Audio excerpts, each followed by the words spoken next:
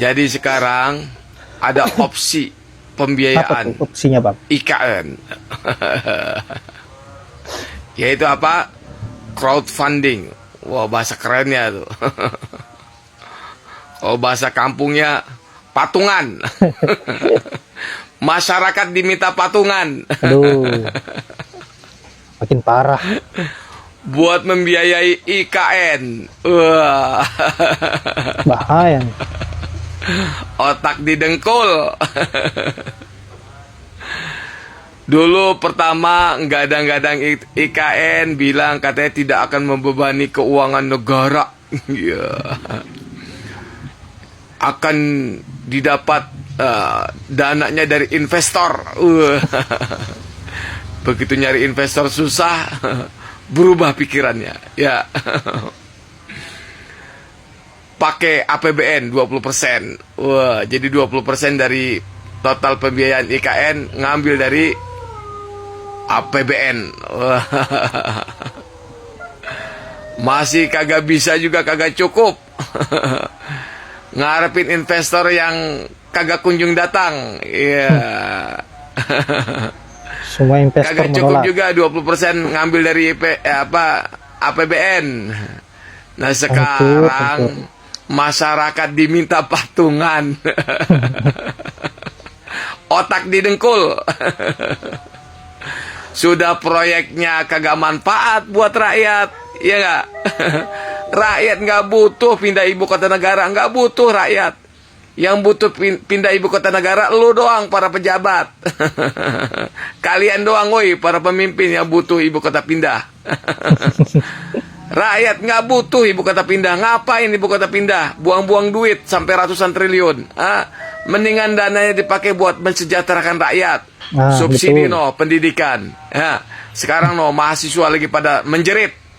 UKT gila-gilaan.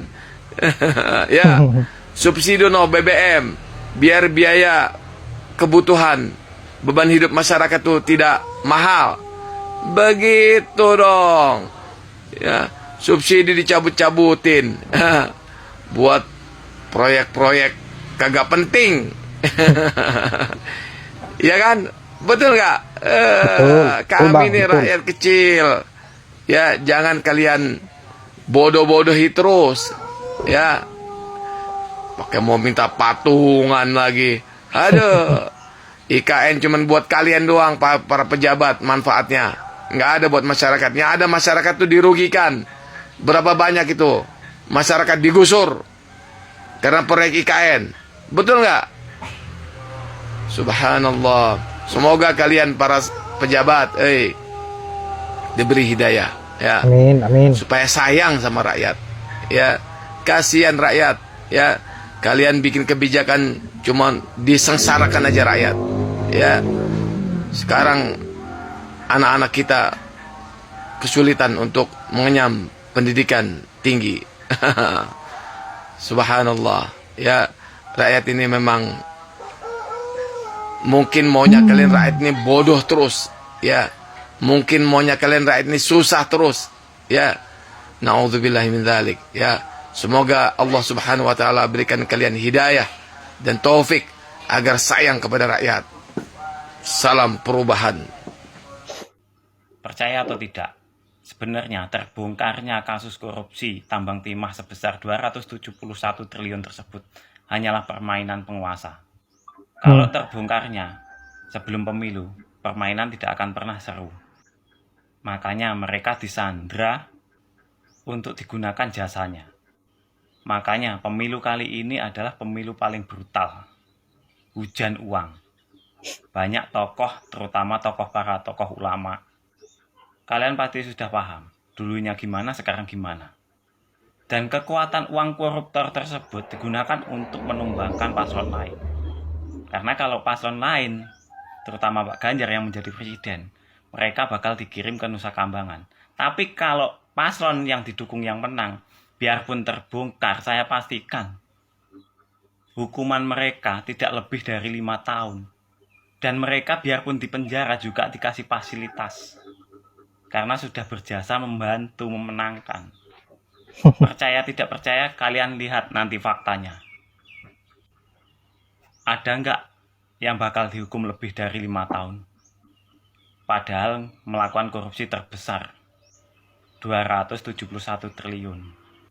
Sedangkan penduduk Indonesia kurang lebih 275 juta jiwa. Kalau dibagi per kepala hampir 10 juta. Jadi yang masih percaya tentang undang-undang perampasan aset koruptor yang diajukan Pak Jokowi, itu hanyalah permainan untuk melemahkan PDI. Karena Nah, di betul. parlemen ada 8 Pemikiran, Bang. partai. Jadi kalau ada 5 ya partai yang menolak, PDI tidak bisa mengesahkan. Karena semua atas persetujuan di parlemen. Sampai sini dong, Porah. Banyak pertanyaan dari para penjilat. Katanya seperti ini. Apa jasanya buat negara katanya? Tanpa masyarakat pejabat itu jadi apa? Jasaku ya adalah membayar pajak. Terus apa prestasimu buat Indonesia katanya? Emang di Indonesia ini butuh prestasi? Di Indonesia itu butuh penjilat. Terutama itu penjilat penguasa biar dapat jabatan. Di Indonesia nggak perlu tuh prestasi. Di Indonesia itu butuh orang dalam. Ngerti nggak? Yap, sangat cerdas apa yang menjadi komentar-komentar dari para netizen ini. Sangat mewakili suara rakyat Indonesia. Saya kira sangat masuk akal apa yang menjadi penjelasan yang ada di video pertama dan juga video kedua, di mana lagi-lagi pemerintah lagi dan lagi mengeluarkan usulan yang tidak masuk akal, di mana persoalan pembangunan IKN, pemerintah ini mengajak rakyat Indonesia agar bisa patungan, agar pembangunan ini bisa berlanjut dan sampai selesai.